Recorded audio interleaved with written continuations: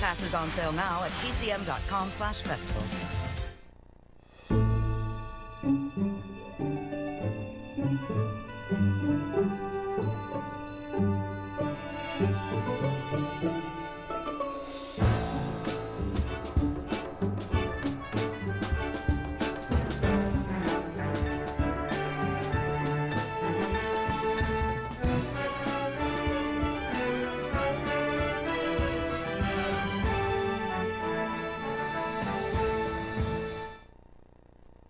Hi, I'm Robert Osborne.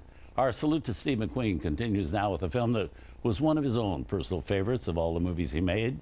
It's The Thomas Crown Affair. Very stylish, wildly successful crime caper from United Artists in 1968 when Steve was at his hottest. Now, he'd recently received an Oscar nomination for his work in the film The Sand Pebbles, and at that point, he pretty much had his choice of any script in town. So director Norman Jewison was a bit stunned when he got a call from Steve McQueen saying that Steve wanted to play the title role in the film Jewison was about to produce and direct, The Thomas Crown Affair. Well, McQueen and Jewison had earlier worked together on the 1965 drama The Cincinnati Kid.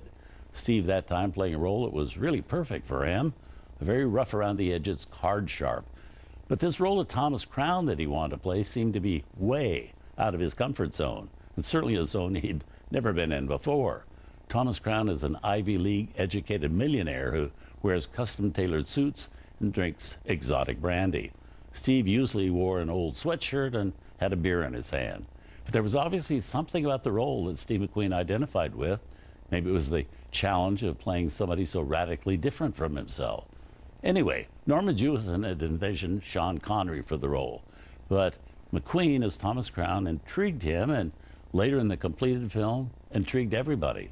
So did the work of cinematographer Haskell Wexler on this movie, and editors Hal Ashby, Byron Brandt, and Ralph E. Winters, all tremendous assets here, as is the gorgeous music score by Michel Legrand. There's also a beautiful leading lady to help steam up the screen. That's Faye Dunaway, and what was her first film that audiences were able to see her in after a knockout performance the previous year in Bonnie and Clyde. So here's the original 1968 version of The Thomas Crown Affair.